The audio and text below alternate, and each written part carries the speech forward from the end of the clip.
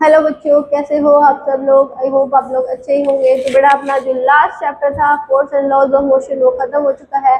आज हम अपना नया चैप्टर स्टार्ट करने वाले हैं, ग्रेविटेशन। ठीक है, तो आज हम इसके ग्रेविटेशन नया टॉपिक है उसके बारे में पढ़ेंगे। जो अपना चैप्टर है ग्रेविटेशन, ये काफ़ी बड़ा है। इसमें बहुत सारी चीज़ें कवर होने वाली हैं, जैसे कि ग्रेविटेशनल फोर्स के बारे में पढ़ेंगे। फिर हम फ्री फॉल के बारे में पढ़ेंगे, मास और वेट के बारे में डिफरेंस देखेंगे कि दोनों में क्या डिफरेंस है। और हम पढ़ेंगे अब ट्रस्ट या बायोन्सी के बारे में। और लास्ट अपना टॉपिक रहेगा आर्किमिडीज प्रिंसिपल। ठीक है तो ये सारी चीज़ें हम इस चैप्टर में कवर करने वाले हैं। तो आज चलते हैं, शुरू करते हैं अपना first topic, universal law of gravitation. ठीक है, तो बेटा मेरे को एक बात बताओ, हम किसी भी चीज को ऊपर फेंकते हैं तो वो नीचे ही क्यों आती है? सब लोग कहेंगे कि मैडम ग्रेविटी ग्रेविटी, क्योंकि अर्थ है वो हर ऑब्जेक्ट को अपनी तरफ खींचती है। ठीक है, जिसको हम क्या बोलते हैं, ग्रेविटी। ओके, कोई भी चीज हो उसको अर्थ अपनी तरफ खींच लेती है। ठीक है, जैसे मान लो कोई एरोप्लेन जा रहा है, बेचारा खराब हो गया, कहाँ पे गिरेगा? नीचे गिरेगा। ऊपर क्यों नहीं गिरा? क्योंकि मैडम ग्रेविटी है, उसकी लगती है, खींच लेती है अर्थ अपनी तरफ। ठीक है, तो मेरे को एक बात बताओ, जो न्यूटन थर्ड थर्ड लॉ के बारे में सुना है? क्योंकि लास्ट में हमने चैप्टर खत्म करा है तो उसमें आया था Newton third law. Third law क्या कहता है? To every action there is equal and opposite reaction. तो बेटा एक बात सुनो, अगर अर्थ हम पर फोर्स लगाती है, हमें अपनी तरफ खींचती है, तो क्या by the Newton third law earth ने हम पर क्या करा? एक्शन करा। तो क्या हम उसका रिएक्शन नहीं करेंगे? मतलब क्या कि हम, अगर अर्थ हमें खींच रही है तो क्या हम अर्थ पर फोर्स नहीं लगाते? अगर अर्थ हम पर फोर्स लगा रही है तो लगाना चाहिए ना। तो बेटा बिल्कुल लगता है। अगर अर्थ हमें अपनी तरफ एक फोर्स से खींचती है तो उतने ही फोर्स से हम अर्थ को भी अपनी तरफ से खींचते हैं।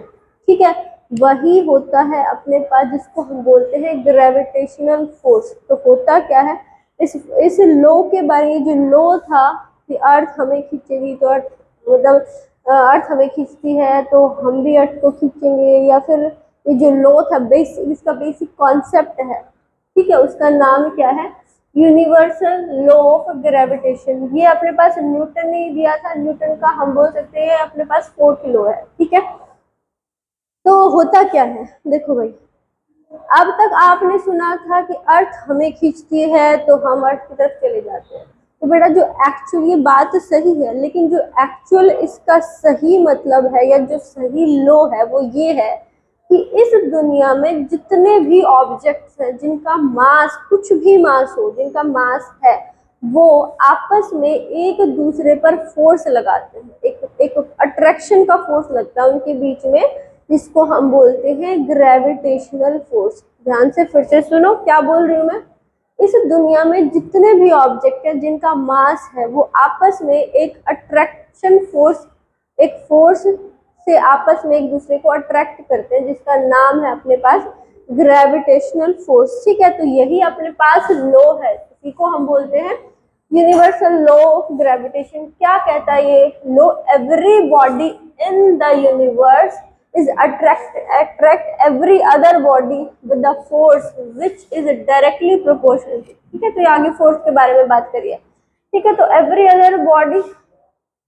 बॉडी इन द यूनिवर्स क्या करती है? दूसरी बॉडी को अपनी तरफ एक फोर्स से अट्रैक्ट करती है। ठीक है, इसका नाम क्या है अपने पास? Gravitational force. अभी आगे क्या कह रहा है?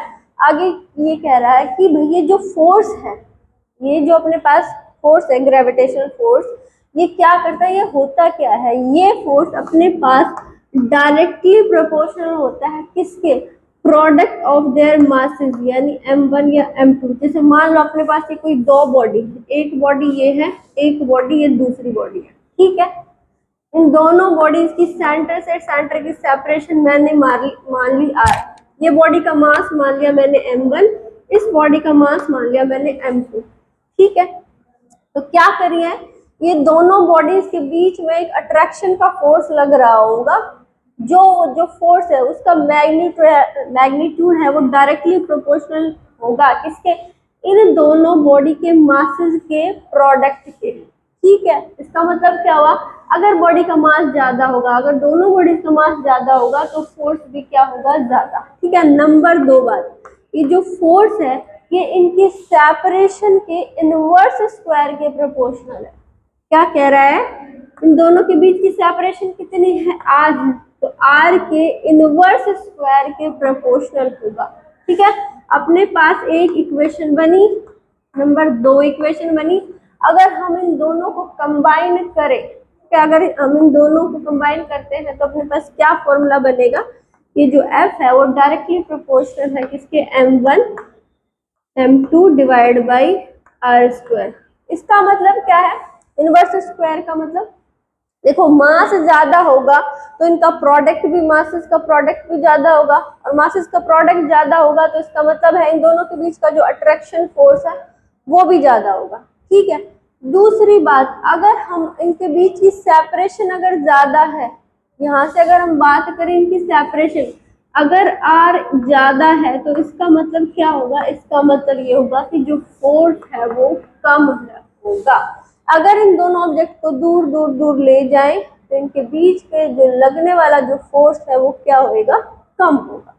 ठीक है, तो भैया ये था अपने पास फोर्स। ठीक है, इसका नाम क्या है, इसका नाम है ग्रेविटेशनल फोर्स। अगर अपने पास ये अपने पास क्या है, प्रोपोर्शनलिटी कांस्टेंट, अगर इसको हटाएंगे, प्रोपोर्शनलिटी साइन को हटाएंगे तो उसके लिए अपने पास एक कांस्टेंट आता है जिसका नाम क्या है अपने पास, जिसको हमने नाम दिया है g, m1 m2 by r square. ठीक है, ये प्रोपोर्शनलिटी का साइन हटाएंगे तो अपने पास एक कांस्टेंट आता है g। ठीक है, ये होता क्या है, ये g होता है अपने पास यूनिवर्सल ग्रेविटेशनल कांस्टेंट। ठीक है, जी क्या है अपने पास, यूनिवर्सल ग्रेविटेशनल कांस्टेंट। और यूनिवर्सल क्यों लिखा, कांस्टेंट तो हमने बहुत सारे पढ़े भी होंगे, लेकिन यहाँ पर लिखा है यूनिवर्सल। यूनिवर्सल ग्रेविटेशनल कांस्टेंट का मतलब होता है इसकी वैल्यू यूनिवर्स में कहीं भी चले जाओ चेंज नहीं होगी। ठीक है, इसलिए इसको नाम दिया गया है यूनिवर्सल ग्रेविटेशनल कांस्टेंट। ठीक है, तो यहाँ से अगर बेटा एक बार फोर्स के बारे में बात करें तो ये आता है अपने पास फोर्स का मैग्नीट्यूड। ठीक है, अट्रैक्टिव होगा, ये वाला जो बॉडी है, ये वाली बॉडी है, इस पर फोर्स लगाएगी, अट्रैक्ट करेगी तो इस डायरेक्शन में फोर्स लगाएगी। ठीक है, एफ बोल दिया मैंने। और ये वाली बॉडी है, ये इस पर फोर्स लगाएगी, किस डायरेक्शन में, इस डायरेक्शन में। ठीक है, ओके, दोनों जो फोर्सेज है, मान लो अगर ये F1 नाम दिया है, ये F2 नाम दिया है, तो अपने पास F1 और F2 दोनों का जो मैग्नीट्यूड है वो क्या रहेगा, सेम, और डायरेक्शन क्या रहेगी, ऑपोजिट। दोनों की डायरेक्शन ऑपोजिट रहेगी और दोनों का मैग्नीट्यूड है वो सेम रहेगा। मतलब ये क्या रहेगा, equal and opposite force by the, जैसे कि थर्ड लॉ ऑफ न्यूटन ने कहा था। ठीक है, तो भैया ये अपने पास फोर्स रहेगा। इसका मतलब क्या है, अगर मासेस का प्रोडक्ट बढ़ाएंगे तो अपने पास क्या आएगा, फोर्स बढ़ जाएगा। दोनों के बीच की, दो ऑब्जेक्ट की सेपरेशन दूर करेंगे तो क्या हो जाएगा, उनके बीच की जो सेपरेशन बढ़ाएंगे तो फोर्स की वैल्यू कम हो जाएगी। अच्छा, दूसरी बात, एक और बात, तो ये समझ में आया, ये लो क्या कह रहा है, लो ये कह रहा है कि इस दुनिया में जितने भी ऑब्जेक्ट हैं वो आपस में एक दूसरे पर फोर्स लगा रहे हैं। यानी मैं यहाँ पर खड़ी हूँ, मेरे और इस चौक में भी एक ग्रेविटेशनल फोर्स लग रहा है, मेरे बालों में मेरे बाल है, बालों का भी मास होगा, उनके बीच में भी एक ग्रेविटेशनल फोर्स लग रहा है। ठीक है, बेंचेस रखी है, फैन है, ये सारी चीजों के में एक दूसरे पर क्या लगा रहे हैं, फोर्स लगा रहे हैं। अब बात करते हैं मैडम, अगर अर्थ तो हमें खींच लेती है, लेकिन हम क्यों नहीं खींचे जा रहे, अगर मेरे और बेंच में एक फोर्स लग रहा है तो हम क्यों ना खींचे आ रहे एक दूसरे की तरफ, क्योंकि बेटा ये जो फोर्स हमारे बीच में जो लग रहा है ये बहुत ही कम होता है। अब आपको कैसे पता चलेगा कम होता है, अभी हम थोड़ी देर में जानेंगे, इसका न्यूमेरिकल लेंगे तब पता चलेगा कि जो फोर्स की वैल्यू आती है वो कितनी कम आती है, जिसकी वजह से मोशन नहीं हो पाती। ठीक है, तो बेटा चलो एक बार इसको देख लो ध्यान से। ठीक है,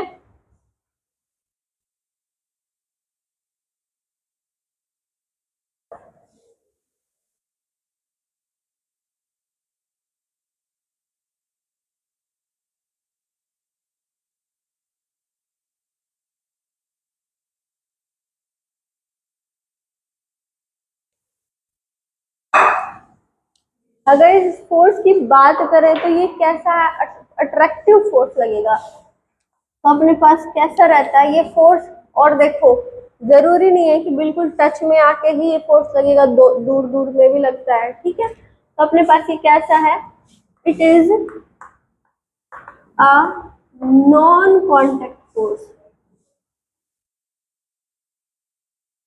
कैसा फोर्स है ये, एक नॉन कॉन्टेक्ट फोर्स है। नंबर 2 बात, ये कैसा है, एक तो नॉन कॉन्टेक्ट फोर्स है। दूसरी बात, ये जो फोर्स है इसकी वैल्यू क्या होती है, बहुत कम होती है, ठीक है। तो बेटा इसके बारे में, ठीक है बेटा, तो अपने पास कैसा है, ये नॉन कॉन्टेक्ट फोर्स है। दूसरी बात, ये फोर्स कैसा है, अट्रैक्टिव, अट्रैक्टिव इन नेचर। कैसा लगेगा, रिपेल नहीं होंगे, दो ऑब्जेक्ट आपस में रिपेल कभी नहीं करेंगे, हमेशा ये कैसा रहेगा, अट्रैक्टिव फोर्स ही रहेगा। एक दोनों ऑब्जेक्ट है वो आपस में क्या करेंगे, अट्रैक्ट ही करेंगे, ठीक है। तो ग्रेविटेशनल फोर्स की वजह से ही अपने पास जो अर्थ है वो सन के चारों तरफ चक्कर लगाती है। इसी फोर्स की वजह से अपने पास जो मून है वो अर्थ के चारों तरफ चक्कर लगाता है, ठीक है। इसी फोर्स की वजह से हम अर्थ पर हम उड़ नहीं पाते, वरना अगर ये फोर्स ना हो तो क्या होगा, हम उड़ने लगेंगे, हम अर्थ की तरफ नहीं आएंगे, हम चल नहीं पाएंगे, ठीक है। तो बहुत इंपॉर्टेंट है अगर ये फोर्स ना हो तो। जैसे कि आपने स्पेस में सुना होगा, स्पेस में कभी अगर देखा होगा या सुना होगा, वीडियोस वगैरह में देखा होगा, तो क्या होता है, स्पेस में जैसे ही साइंटिस्ट जाते हैं अपने पास, तो वो क्या रहते हैं, उस में रॉकेट में उड़ते उड़ते ही रहते हैं, ठीक है। वो जमीन पर नहीं चल पाते, क्यों, ये जो फोर्स है ग्रेविटी कम हो जाती है जिसकी वजह से वो चल नहीं पाते, ओके। बेटा अब अगर हम बात करें जी के बारे में, जी अपने पास क्या था, जी है अपने पास यूनिवर्सल ग्रेविटेशनल कांस्टेंट। जी अपने पास क्या है, यूनिवर्सल ग्रेविटेशनल कांस्टेंट है। जो इसकी वैल्यू होती है, इसकी वैल्यू के बारे में बात करेंगे तो अपने पास अगर जो फोर्स अपने का जो फॉर्मूला होता है वो क्या होता है, Gm1m2 divide by r square है। अगर हमें जी की यूनिट चाहिए तो जी की यूनिट कैसे निकाल लेंगे भाई, इस आर को उधर लेके जाएंगे तो एफ आर स्क्वायर, और ये जी इसके साथ मल्टीप्लाई में है तो इधर आके क्या हो जाएगा, डिवाइड में आ जाएगा, इज इक्वल टू जी। यहाँ से अगर जी की यूनिट देखें तो क्या होगी भाई, फोर्स की यूनिट क्या होती है, न्यूटन। ये क्या है, आर सेपरेशन है, सेपरेशन यानी डिस्टेंस, डिस्टेंस का स्क्वायर है तो हम क्या लिख देंगे, मीटर स्क्वायर। अपने पास मासेस, ये भी केजी में होगा और ये भी केजी में, तो क्या हो जाएगा, केजी स्क्वायर। तो ये भाई कभी कभी पेपर वगैरह में पूछ ली जाती है, इसकी यूनिट होती क्या है, जी की यूनिट क्या होती है, एसआई यूनिट, ठीक है। यहाँ पर हम लिख देते हैं एसआई यूनिट ऑफ जी क्या होती है, न्यूटन मीटर स्क्वायर पर केजी स्क्वायर, ठीक है। इंपॉर्टेंट है, याद रख लेना बेटा इसको, ठीक है। अब जी की वैल्यू भी आती है, कभी कभी जी की वैल्यू भी पूछते हैं कि जी की वैल्यू होती क्या है। जी की जो वैल्यू होती है अपने पास 6.67 इंटू 10⁻⁻11 न्यूटन मीटर स्क्वायर पर केजी स्क्वायर। ये होती है अपने पास जी की वैल्यू, एक कांस्टेंट होती है, मतलब हर जगह यूनिवर्स में कहीं भी इसकी जो वैल्यू है वो सेम होती है, ठीक है। अगर हम एक क्वेश्चन करें, ठीक है, जैसे मैं इसको रब कर देती हूँ, एक बार देख लेना इसको, ठीक है।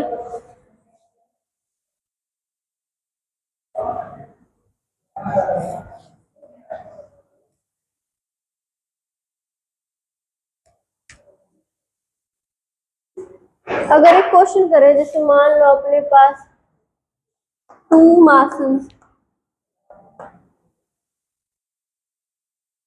masses of each of 1 kg, each of 1 kg and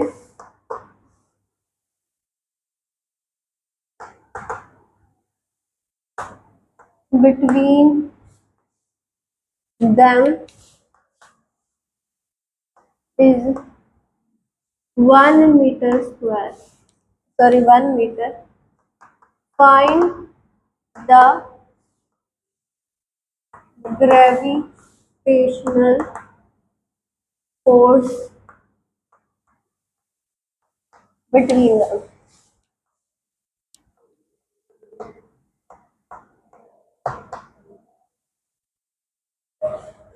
फिर अगर मासेस को आप 50 ले लो, ठीक है, नॉर्मल इंसान का मास कितना होता है 50 मान लेते हैं, 50 60 70 इतना होता है, ठीक है, अगर हम मान लेते हैं तो उनके बीच में फोर्स कितना लगेगा ना, ये मैं इसलिए दिखाना चाहती हूँ ताकि आपको पता लगे कि जो फोर्स की वैल्यू हम इंसानों के बीच में या किसी भी चीज के बीच में कम, इतनी कम क्यों आती है, इसकी वैल्यू कैलकुलेट करते हैं। देखो 50 है, ठीक है, तो अपने पास फोर्स का फॉर्मूला क्या होता है, Gm1m2 बाई आर स्क्वायर। जी की वैल्यू कितनी होती है 6.67 इंटू 10 की पावर -11 इंटू m1 कितना है 50 है, m2 भी कितना है 50 ही है, divide by r square. R square की वैल्यू कितनी है 1 है, दोनों के बीच की सेपरेशन कितनी है 1 मीटर है, मतलब 1 का स्क्वायर, ठीक है। तो अगर हम इस फोर्स की बात करें तो यहाँ पे कितना आ जाएगा 25 आ जाएगा, है ना, 25 कितना आ जाएगा, सॉरी 25 कह रही हूँ, 5 5 25 आ जाएगा, तो 25 इंटू अपने पास ये मल्टीप्लाई हो जाएगा 6.67 इंटू 10 की पावर -11 इंटू, देखो ये 2 जीरो है, इसको मैंने क्या लिख दिया 10 की पावर 2 लिख दिया, ओके। अगर इसको मल्टीप्लाई करें तो ये लगभग मल्टीप्लाई कितनी आएगी, इसकी वैल्यू अगर मल्टीप्लाई करें तो इसकी जो वैल्यू है इसको कैलकुलेट कर लेते हैं। 25 को हम अगर इससे मल्टीप्लाई करें 6.667 से मल्टीप्लाई करें तो वही अपने पास ये आ जाएगा, एक मिनट,